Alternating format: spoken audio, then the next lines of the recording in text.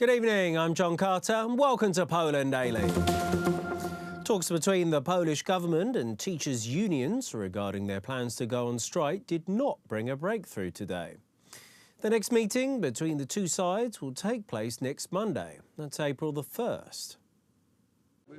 President of the Polish Teachers Association, or ZNP, Sławomir Boniasz, claimed that 85 to 90% of school workers who joined the mass protest voted for the strike to be held. According to the head of the ZNP, the government failed to react to salary-related queries made by the teachers. We do not want to take money away from anybody, we do not envy anyone, but we cannot accept these salary levels in the education sector at the moment. The Polish government was represented by the Deputy Prime Minister Beata Szydło. The government is ready to strike a deal. I can assure you all, both parents and students, study for the finals because they will take place in due time, just as planned. After 2 hours of talks, there was a break in negotiations. Members of the Solidarity movement left the room, therefore a break was announced in order to clarify whether they will continue to participate in this meeting or not. We are ready to continue the talks. We are ready to speak about what else can be done this year and in the coming years in terms of raising the teachers' salaries and other systemic changes. The break was initiated on the government's accord. There is no point in appointing subsequent assemblies and meetings. Związku Zawodowego Solidarność. Nie ma sensu There have already been too many of them. We want to get this deal done and be over it. Mamy załatwić sprawę i tyle. Today's session of the Social Dialogue Council was considered a last resort. The conversations regarding the situation in the education sector will be continued on Monday, April 1st. The workers' unions have a week to clarify their positions. Today, the Constitutional Tribunal has acknowledged that the law dictating how judges are chosen for the National Council of Judiciary is in full compliance with the Constitution. Law and Justice Party politicians are satisfied with the Tribunal's verdict, which, as they claim, will settle this matter.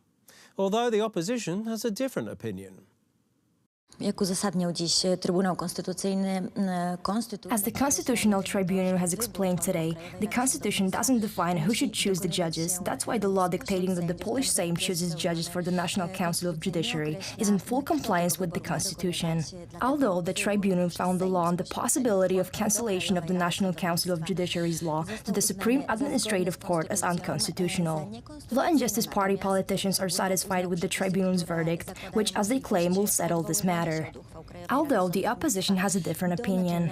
Opposition politicians claim that it is a pseudo-verdict. Prawa i Sprawiedliwości czy przedstawiciele resortu sprawiedliwości są zadowoleni z takiego werdyktu. Cieszę się, że Trybunał Konstytucyjny I am very happy that the Constitutional Tribunal has ended the discussions that were held about this matter, and now we have a clear situation thanks to this verdict. Z konstytucją tych przepisów, które zostały wprowadzone w tej kadencji. Wybór członków KRS-u może być dokonany. The judges may be chosen by the parliament because the constitution says the members of the National Council of Judiciary should be chosen from the 15 judges. That is why today's verdict shouldn't be considered strange. KRS-u wskazane jest, że zasady wyboru członków KRS-u określa ustawa.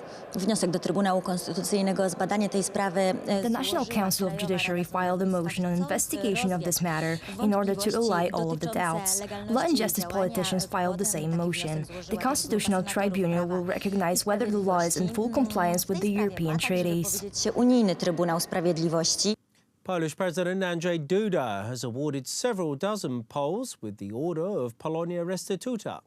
The accolades were given for their heroic attitude and extraordinary courage shown saving Jews during World War II. Czy byli ludzie podli? Tak, oczywiście. Byli ludzie podli. Were the people evil-minded? Yes, of course, there were evil-minded people. They were unworthy of calling themselves Poles. The people who cared only about money, who handed over other people to die. These people should not have been a part of our society and our nation. To są ludzie, którzy nigdy nie powinni być częścią naszego społeczeństwa i naszego narodu. I wreszcie była ta kategoria, do której And państwo... finally, there were people like you, those who are heroes and the pride of the Republic of Poland. We can call you the heroes of that period. You were not fighting, you didn't even have weapons in your hands. You were just showing that the world can be good, that the world can be different, and you were not accepting the reality as illustrated by your actions. Bohaterami bez broni w ręku. The first fragments of Special Counsel Robert Mueller's final report on Russian interference in the US 2016 presidential election have been released. The report clears President Trump's campaign from accusations of collusion with Russia. It has also been made official that Robert Mueller will not file any further indictments against people connected to the investigation. The first fragments of Special Counsel Robert Mueller's final report on Russian interference in the US 2016 presidential election have been released. The report clears President Trump's campaign of accusations of collusion with Russia. It has also been made official that Robert Mueller will not file any further indictments against people connected to the investigation. Donald Trump has reason to feel satisfied. In the published report by Special Counsel Mueller, there is no evidence of Trump himself or anyone in his campaign colluding with Russia in order to win the presidential election. The president quickly took to Twitter to celebrate the good news. No collusion, no obstruction, complete and total exoneration. Keep America great. The report also states that no evidence has been found for Trump obstructing the investigation, including when firing the head of the FBI, James Comey. It's a shame that our country had to go through this. To be honest, it's a shame that your president has had to go through this before I even got elected. It began. And it began illegally. And hopefully somebody's going to look at the other side. The White House welcomes the conclusions of the report, but some Democrat politicians deem the document to be controversial. Jerry Nadler, the chairman of the House of Representatives Committee on the Judiciary, says that Mueller's report doesn't completely clear President Trump from the allegations. President Trump is wrong. This report does not amount to a so-called total exoneration. Special Counsel Mueller was clear that his report, quote, does not exonerate, close quote, the president. The special counsel spent 22 months uncovering evidence of obstruction and other misconduct. President Trump has been denying the accusations from day one, calling Special Counsel Mueller's investigation a witch hunt.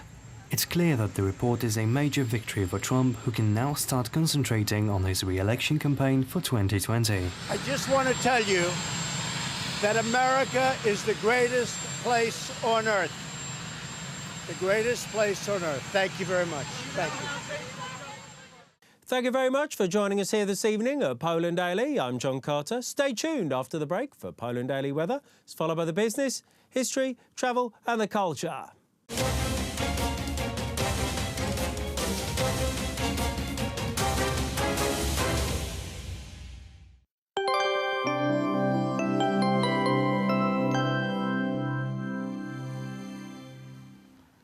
Good evening, welcome to Poland Daily Weather. I'm Paulina Ottersteing. Tonight the temperatures will be quite low.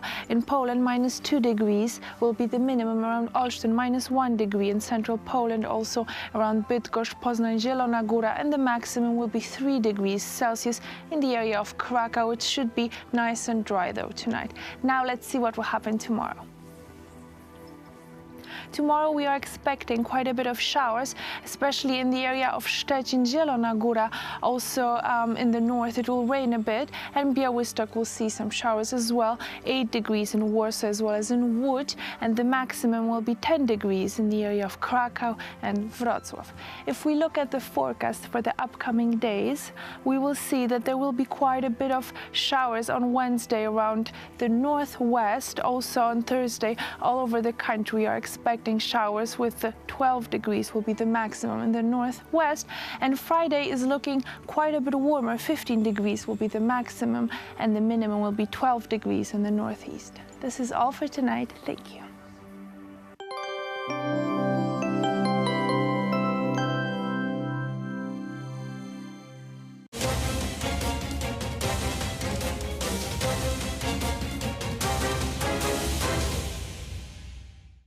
Poland Daily Business. We are in Katowice, Economic European Congress, and the main topic here is also a startup industry, those startups, new ideas, new developments, new products that reach the markets. Among products that reach the market and brings the revenue is Tap-to-Speak application, and one of its creators is with us, Adam Trojańczyk. Sir, welcome to our studio. Hello, nice to meet you. Thank you for the invitation. Like you said, I am a CTO and co-founder of Tap-to-Speak, but I'm also a CEO of Cat Black Software House, where we developed this tool. So tell us about the Tap-to-Speak, and first of all, starts from the business, from the finance point, how much revenue your application brings. I will tell first about Tap-to-Speak. Tap-to-Speak is a web-based tool that changes every smartphone into microphone. So during events, you don't need to pass microphone from one person to another. We also provide text communication, live surveys, and pooling. It increased audience engagement almost 800% right now. The most important thing is that those things bring money to the company. So your prime markets? Yes, our prime market is United States, because the second co-founder, Marek, is from Arizona, and it was easier for us to start in United States. He was also a speaker, and he has many connections in that industry. So when we started our first beta, it wasn't any problem. How do you reach your customers? How do customers know that such a marvelous application exists? First of all, we are trying to reach them on LinkedIn or using cold emails. It was our first option when we met them. And then we just starting to take a relationship with them and tell more about our solution. And when we speak that we change every smartphone into microphone, they are really, really happy, and 100% people want to try it, even once. From presenting your portfolio, those are the greatest companies in the world that using our service. Why shouldn't you? We didn't start from that, but now, yes, we are using it because in our portfolio we have companies like Disney, Microsoft, Toshiba, IBM, and Harvard. So those big companies are opening doors in front of other companies. Tell us, how long was the way from the original idea to developed company and to the stage where you are now? Almost 2 years, because when we started first, we built our first MVP. It's some kind of prototype. And when we started to speak with companies who wanted to use it, they were happy, but people on the audience don't want to use it because people are afraid of public speaking and asking questions publicly. So when we provide text communication and when we provide a live surveys pooling and people now can do it anonymously, they want to use it. And it's not really hard to engage people on the audience. You mentioned that it was easier to start your startup in the United States than in Poland. Is it still the case? Yes, because people from the United States are more open. So when you have some kind of functionality that you want to test, and when you want to do that in the United States, it's not a problem because everybody wants to test it. Even it's not working, they will just tell you, okay, it's not working, and when you will fix it, I will test it again. But here, not only in Poland, but in Europe, people want to test only applications that perfectly work. And when you have problems with it or you have something to improve, it's better to not show it right now. Is money not a problem? No.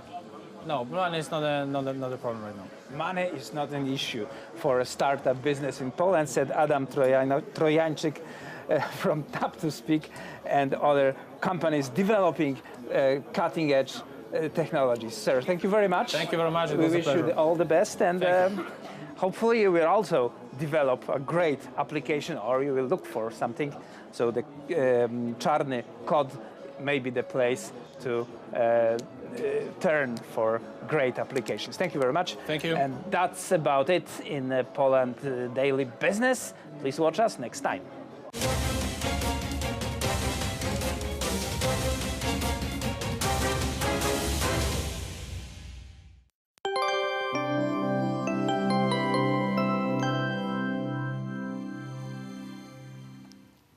Good evening, I'm Paulina Ottersteing and welcome again to Poland Daily Weather. Tomorrow we are expecting the highest temperatures around Krakow, also in Wrocław up to 10 degrees, 8 degrees will be seen in central Poland, also around Bydgoszcz, and the minimum will be 6 degrees around Olsztyn, Gdańsk, Koszalin, as well as in Szczecin with some showers as well. We are expecting rain around Zielona Góra and Białystok, and the most sun will appear around Lublin and Warsaw. And now let's check what will happen in Europe tomorrow. So the coolest will be Moscow with 2 degrees and some snow. Also Helsinki only 3 degrees, but a lot of sun. Oslo is looking much warmer with 10 degrees, 14 degrees in London as well as in Dublin, and the warmest will be again Lisbon in Portugal with 23 degrees. This is all for tonight. I'm wishing you a beautiful evening.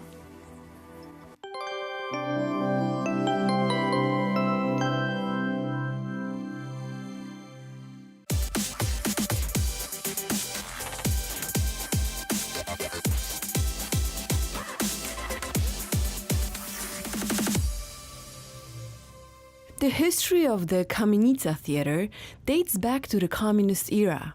In 1988, the Broadway director Joseph Papp visited Warsaw. It was there that he met the future director of the Teatr Kamienica and asked him, "Why do not you set up your own theater? During communism? When communism is over, set up a theater." His suggestion has not taken up for many years, but Papp had sown the seed. Emilian Kamiński warmed to the decision in 2000 and began to search for the right place. Standing in the courtyard of the tenement at Aleja Solidarności 93, the future director already knew that it was the right place to create the Kamienica theater. The bustling walls of the pre-war building retained the memory of the splendor of old Warsaw, and subsequent stages of construction revealed more and more of its secrets. For 5 years, he collected funds and materials necessary to complete the investment. The theater construction plan was being created on a regular basis and was constantly modified until all the smallest spaces were managed. The wife of the director, Justyna Sieńczyło, and Jolanta Pachowska worked on finishing the interior of the theater and refining the smallest details. On March 27, 2009, on International Theatre Day and on the centenary of the construction of the tenement house, the grand opening of the Kamienica Theatre was held. The names of the people who contributed to the project were placed on a commemorative plaque located in the courtyard.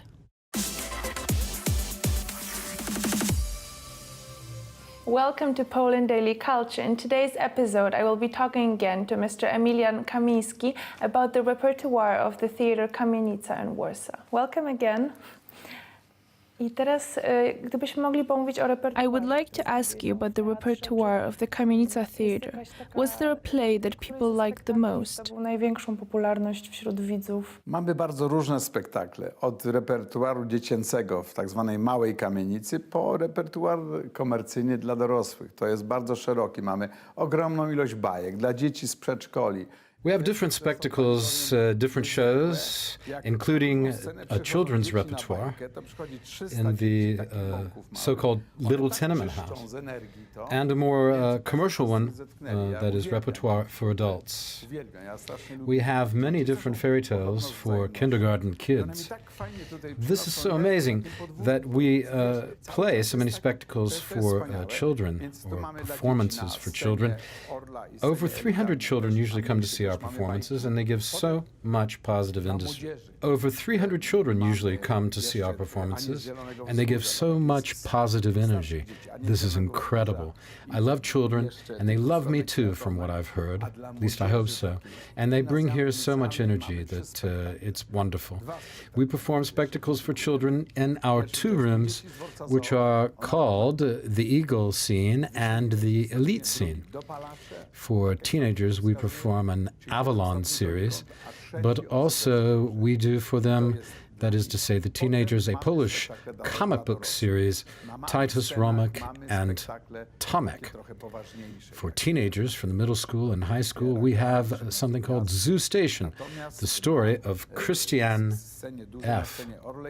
That one's a little more serious. It's about drug addiction, but an amazing play. And the other one, or the next one, is entitled Designer Drugs, 7 Steps to Nowhere. And then we have a third piece called Cyber Bullying. All these are educational pieces. On the smaller stages, we have more serious spectacles or performances for adults, like, for example, The Night of the Star. On the bigger stage, we call it the Eagle stage, we have a more entertaining, standard entertaining, we have a more standard entertainment repertoire. Słonia, piękna pani taka, starsza piękna pani. I mówi, proszę pana, bileterka przyprowadza, ja do pana z reklamacją. Już sztywny jestem. I tu mąż mój. Mąż jest, proszę pana, sędzią sądu, a ja jestem ordynatorem szpitala. Dobrze. Where does it come from? One time, my friend called me and told me she wanted to see a play. So I simply said, what would you like to see? She replied that she would like to see something funny, amusing, to take our mind off our troubles, because life is hard. And she wanted to take a break and just breathe for a second. Another time, a very beautiful woman came here and said that she had a complaint, that her husband is a judge. Our children made us come to your theater, and we didn't want to go because we were tired after work. And now we're going to file a complaint. We want to thank you because now we feel alive again because of your play. Thank you very much. That's the kind of complaint I like. The name of the play was The Flirtatious Smile of an Elephant. I love putting on plays in Warsaw. You know why? Because I love Warsaw. I love today's Warsaw. I love the old Warsaw. And I'm thinking about loving the future Warsaw. We're planning a surprise for the 10th anniversary of the theater. It's going to be a French play, but adapted to the Warsaw reality, its inhabitants and current problem. You know, I have a rule when it comes to the theater. It has to be apolitical. I don't want the theater to be involved in any political provocations or anything like that. I think theater should be a place for freedom. Żadne prowokacje polityczne czy coś takiego, bo to mnie interesuje. Uważam, że teatr powinien być wolny. To jest moja też żelazna zasada.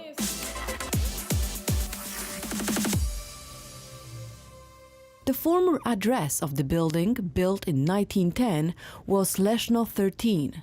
Initially, it belonged to the rich Jewish leather trader Misha Roga. It was adjacent to the walls of the Warsaw Ghetto created in 1940. The former address of the building, built in 1910, was Leszno 13. Initially, it belonged to a rich Jewish leather trader, Misha Roga. It was adjacent to the walls of the Warsaw Ghetto created in 1940. The building was damaged during World War II, and partly, consequently, the 4th floor was rebuilt after 1945.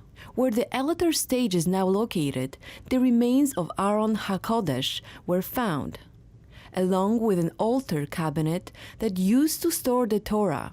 During the construction of the basement of Warsaw, Emilian Kamiński discovered more than a century-old Villers-Bosch tiles.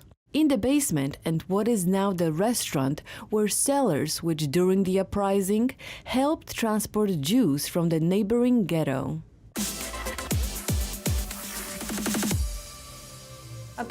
I know it's not easy because it happens in many places. Zdarza się. Tak, ale to wszystko zależy od kontekstu, zależy od tego, w jaki sposób coś proponujemy, prawda? It all depends on the context of the play, but personally I think the theater should be a haven, a place for free thought. I've always been a lover of liberty, and I want my theater to be the same. But in general, people don't want their will to live to be taken away from them. This is very important. In relation to this, we have to prepare a repertoire that people also want to see. It has to be entertaining. A long time ago, Hermann Heiser said to me, Emilian, you have to feel things out. I asked, but what does that mean? He replied, you have to know what's going on. You have to feel people because you live with them.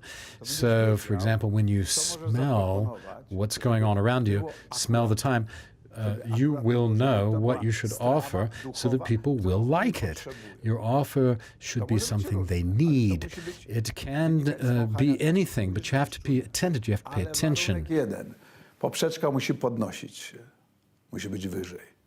Czyli dbałość o rzemiosło, dbałość o literaturę, dbałość o scenografię, kostiumy, o to, że... But there's another condition. The crossbar must be raised. It has to be higher so that scenography and the actors' voices, I mean, the movement on stage, everything should be heightened. Let me give you an example. My friend, a lawyer, was watching a Polish TV show. I'm not going to tell you the title. It's not important, but he called me and said, Emilian, please help me. My favorite TV show is on, and I don't understand anything. Please tell the actors on this TV show to speak louder and more distinctly, I don't understand a word. Już chciałem dzwonić, bo miałem telefon tego reżysera, ale on dzwoni do mnie. Nie dzwoni, ja już dałem sobie radę. Ale co, bo mam taką tutaj... I knew, of course, the director and the actors, so I decided to do something with it. And I was ready to call him, but this director called me first and said, don't call me, I've already changed everything. I have to have an app with subtitles for deaf mutes like you, so you don't have to call. And I thought, but how? A Polish TV show with Polish actors and a lawyer who has to read subtitles in order to understand what they say. In England or in France, they would lose their diplomas. This is unacceptable. If you cannot speak, you cannot be an actor. If a dancer can't dance, they're not allowed to dance, right? They can't perform. And therefore, if an actor can't act, then he shouldn't act. So I don't understand that. I really just can't understand that. A director who tells someone to speak normally, how you speak to me. Well, I speak normally to the camera in Polish. You understand what I'm saying? Przecież mówię polskim językiem, słowo koło słowa. Jestem zrozumiały. Myśli są, mam nadzieję, drodzy Państwo, są zrozumiałe.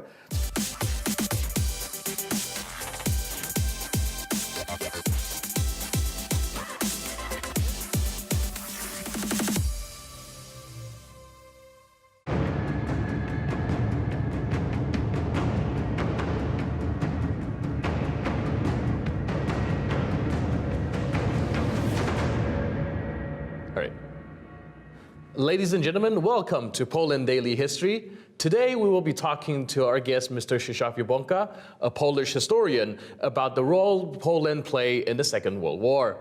The Poles fought with weapon in hand not only in Poland, but on multiple fronts all across Europe. With our guest, we will explore the contributions of Poland in the Second World War. So only within a year of the fall of Poland in 1939, what was known as the Polish underground state was established. And I was wondering what that is and if you can elaborate a little bit about how it functions. Katastrofa 1939 roku nie była klęską. The catastrophe of 1939 wasn't a defeat. The fight continued on. Polish troops, fleets and aviation fought in exile. Back home, the population engaged in battle, as well as anyone associated with the Polish army. Both the privates released from captivity, as well as veterans from previous wars, established an armed association. Before the fall of Warsaw on September 28, 1939, the Service for Poland's Victory movement was established. Its commander was General Karaszewicz-Tokarzewski, who prepared the military personnel for work in the underground. This organization was shortly reformed into the Union of Armed Struggle, which united all these types of organizations, and on February 14, 1942, it was renamed into the Home Army, a collective movement of the entire nation, in which military personnel and their families, as well as civilians, supported the army and, more importantly, supported the civilian underground movement. The second thing, next to the military, were the Polish courts, Polish area administrations, underground governors, an entire underground state was in operation. Then there was also the Polish schooling system. My parents completed their studies in the underground in the Warsaw Polytechnic, which functioned in secret. Finally, the third thing was the local governments, which had to get along with the Germans, but firstly, they kept their honor and secondly, their independence. The institutions which the Germans retained, such as the police, which was subordinate to the city, not the military or the Polish Red Cross, the only organization to have Polish in its name, or the main council, which had to feed Warsaw and dealt with economic matters, was infiltrated by the local government, and all the main local government players were sworn-in members of the Home Army. This underground state was a phenomenon in Europe. Although in France there was a resistance movement, it was against a movement supporting Marshal Pétain. Remember, the society there was divided and part of it stood on the side of Hitler, while guerrilla movements were formed in other nations, some more, some less politicized. In Poland there was the state fully developed with up to 7 million inhabitants, so almost every adult took part in this, while the children attended secret primary schools. The Germans only allowed study of the basic things related to one's trade, very primitive work. Under the guise of a tailoring or carpentry school, children would move up from class to class and in the end get their high school diplomas. They had to pretend they were not learning in order to be able to learn, and it has to be said that the level of those schools was unusually high considering underground conditions. Another area was the creation of diversion management, called Kediv, which dealt with paralyzing traffic through Polish lands of the German army in the east, which really aided the Red Army. The Red Army responded by not only liberating but also enslaving Poland. The underground humanitarian organization Żegota was responsible for saving and hiding Jews. It should be remembered that around 300,000 Poles saved 120,000 Jews. These are the ones which it was possible to hide after they had been saved. Overall, around 500,000 were saved, but it wasn't possible to hide all of them. Some were betrayed, others couldn't endure it mentally. The contribution of Poles rescuing Jews was pervading. My family was helping a group of Jews which they fed, although they didn't hide them. Try to imagine, a Jewish family lived in a little town by Warsaw, people knew this, but nobody told the Germans, and the family survived. It was a very artistic family, the Newmans. To show gratitude, the professor's wife carved the most beautiful figure of the Virgin Mary in Warsaw. So look how deep this friendship was. The Jews, particularly those who spoke Polish, were treated as fellow countrymen. We answered for our Jews. Finally, the last thing, saving the Polish countryside. And here, in the moment the Germans moved to execute their third plan after the conquest, after enslavement, the next plan was eviction. A proposal was made, known as General Plan Ost, development of the East, which was to be a huge German colony. Here, on a micro scale, it could be seen what they were aiming for, evicting Poles, taking away their children, which were deported to the Reich, and given to families who wanted to have children as long as they were young. Importing colonists and setting up huge German villages which were to enslave Poland once and for all. The people moved against this. Peasants learned how to shoot and handed out weapons. On November 29, 1942, the huge Zamość uprising erupted in the Zamość region. The southeast part of the General Governorate, in other words, what the Germans had done with Poland. They defended it to the point that nobody was willing to live there anymore, and many Germans stood on the side of Poland, opposing fascism and the worst form of it, Nazism, so we had our Polish Germans. Zamość won its battle. Around 10,000 children were saved in Warsaw and were given to families. The whole of Warsaw went to the East Station to save these children from the frost, because it was in the winter. In the end, the Germans withdrew this plan, and this saved the Polish countryside. The Way of the Cross of the Polish countryside, the horrific brutal practices, is a separate part of the German occupation on Polish soil. Część okupacyjnych wyczynów niemieckich na ziemi polskiej. So let's talk a little bit about the uprising in Zamość. Who were the Poles that fought there, and what are the strategies that were carried out? Polacy bardzo szybko się zorientowali. The Poles quickly realized what the Germans' plans were. The pacified villages from which people were expelled, but buildings were not destroyed, were passed on to German colonizers and poor families from somewhere in Germany. Under the influence of the leadership called up to fight the Germans, the Chłostra, the Farmers' Guard, was converted to Farmers' Battalions, so a folk underground army which made up one of the 4 components of the Home Army. The Home Army merged all these branches, leaving out only the communists and nationalists nationalists, obviously for different reasons. Also, because of the influence of priests who had a lot of influence in the Polish countryside, it was forbidden to kill these colonists, but houses were burned, so they had nowhere to live. Having no means to live off, the colonists would go back to where they came from, alarming others that there was no point going there, because there is a guerrilla movement going on and you can lose your assets and your life. This blocked the colonizing action of the Germans.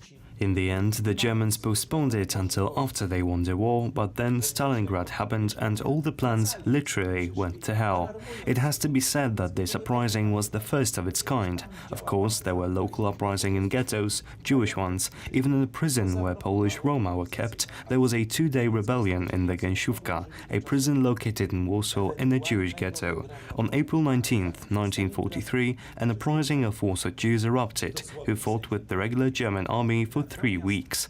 The Poles were able to help them insofar as the Wola district gave the fighting Jews all the weapons they had. Of course, couldn't help change the result, it only allowed the fighters to die with honor. But the thousands of Jews who escaped via the canals were rather cleverly and efficiently hidden in what was left of Warsaw. The whole of Warsaw was under oppression, but the ghetto was severely oppressed. In a sign of things to come for Warsaw, the ghetto were destroyed first. This here is the terrain of the previous Jewish ghetto. Finally, in 1944, the uprising of the whole of Warsaw erupted, the Warsaw Uprising.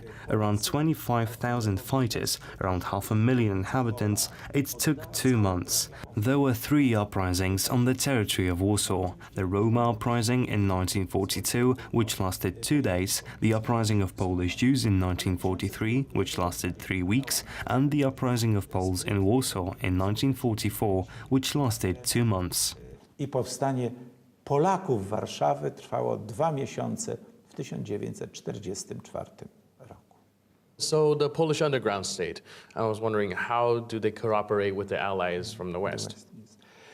Trzeba powiedzieć, że były 3 dziedziny jakby kontaktu z Zachodem. There were 3 points of contact with the West. So-called courier routes started up almost immediately. The Górals of Podhale, Poles living on the south side of the Carpathian Mountains, as well as Slovaks living on the other side, were extremely helpful here.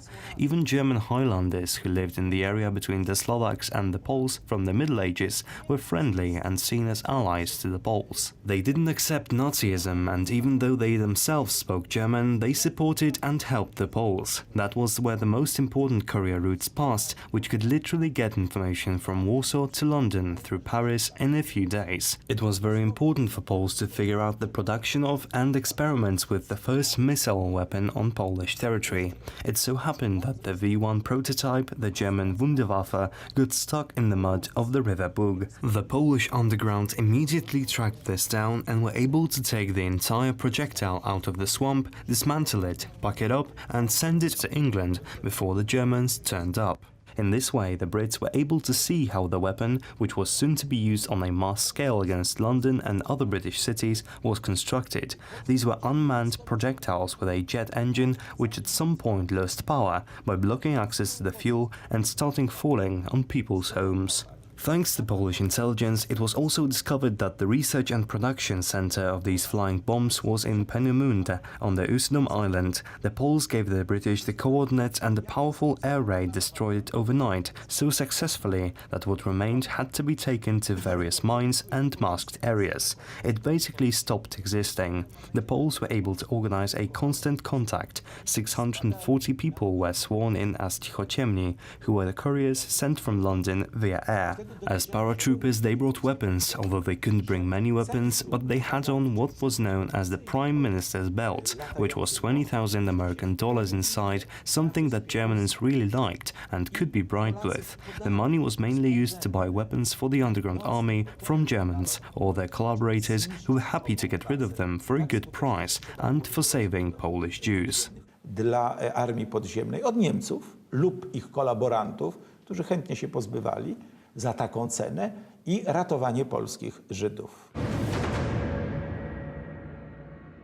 Poland was engaged in battle ever since the outbreak of the Second World War, lasting all the way until the last members of the anti-communist resistance movement was hunted down and executed in the early 60s. However, their contributions to the war effort will leave an everlasting impact on history. I'm your host, Benjamin Lee. I'll see you next time on Poland Daily History.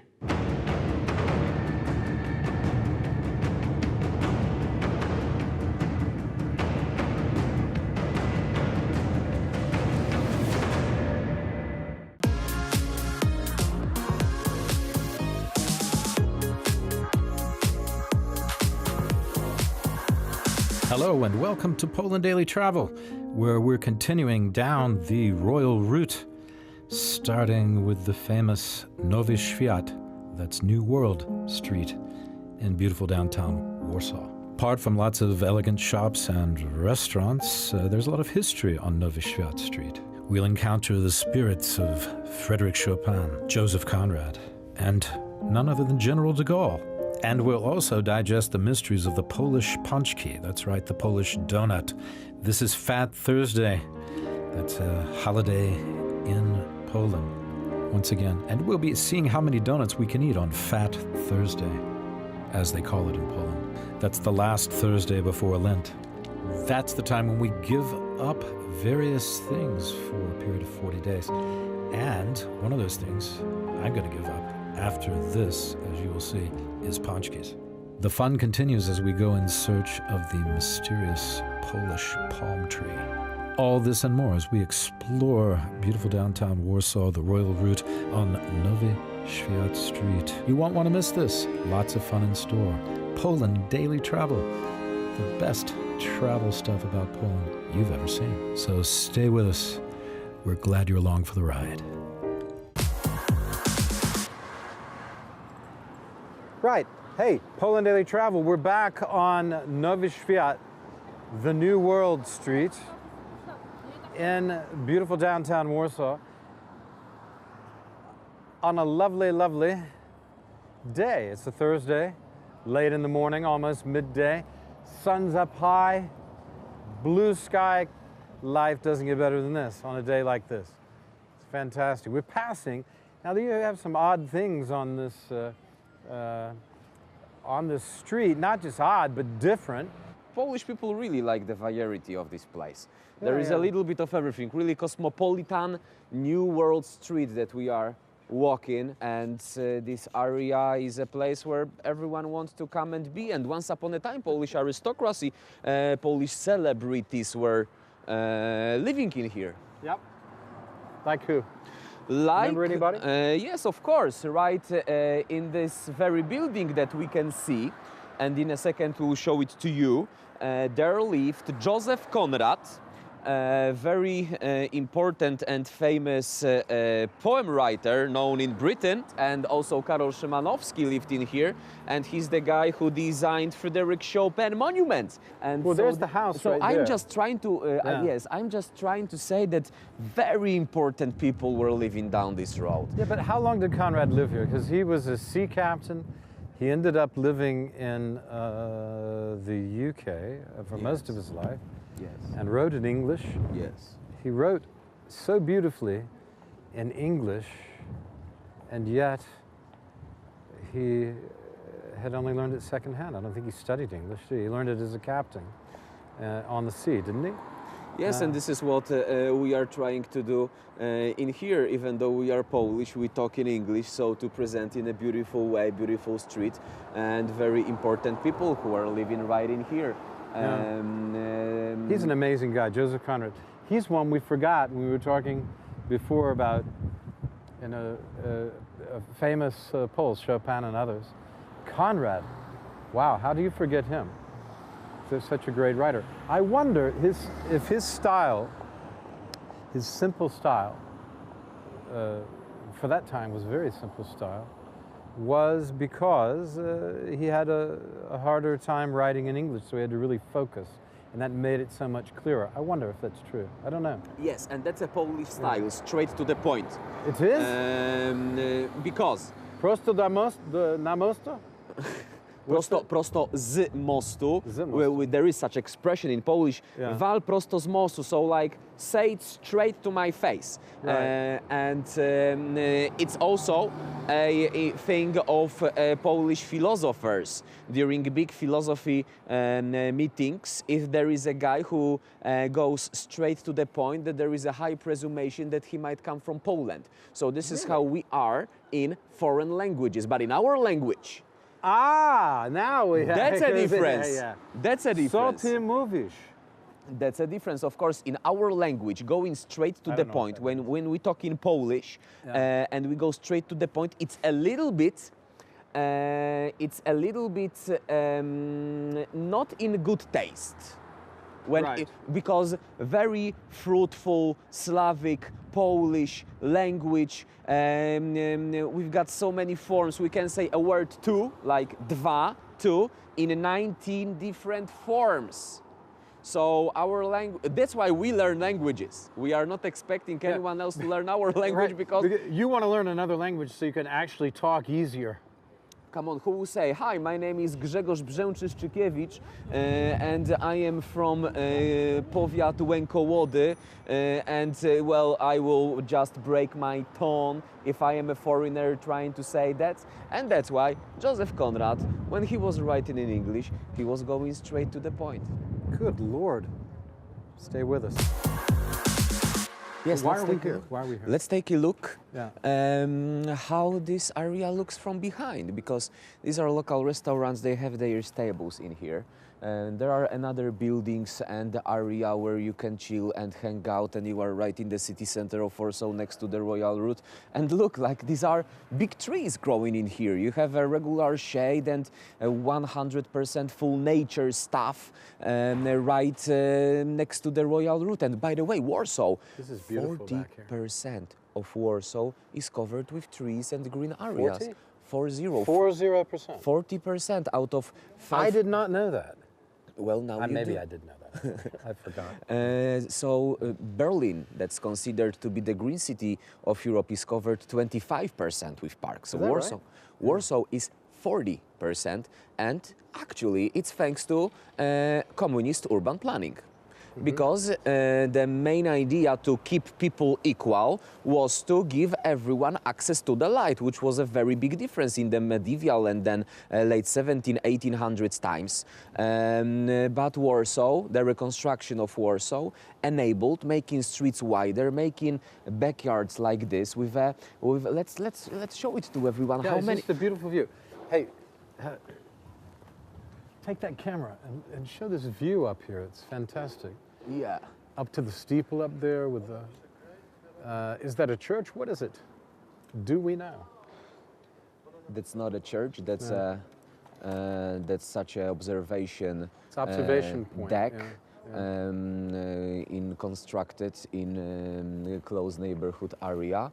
Maybe one day we would go up over there. The view must be astonishing. I never visited this place. That's a great view. Yeah, I don't remember seeing it.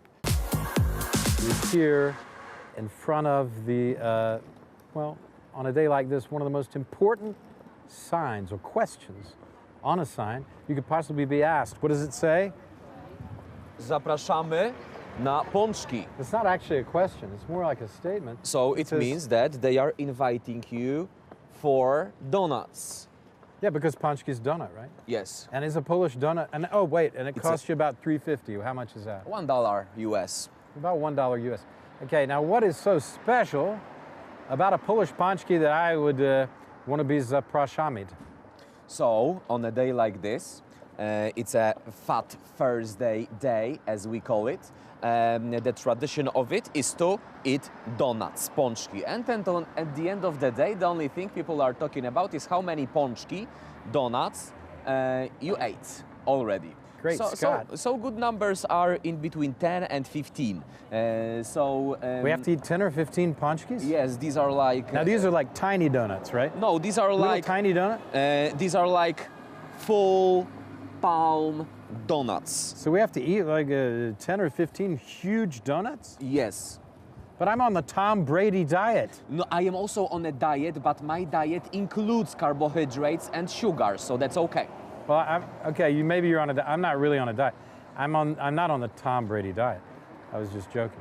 But Okay, so that because was he a never joke. eats sugar. That was a joke. Yeah, if you know who Okay, Tom so Brady I will is. remember that was a joke. Yeah. Next time I'll have somebody hold up a cue card, or we'll have him hit the sound man. We'll hit the applause button.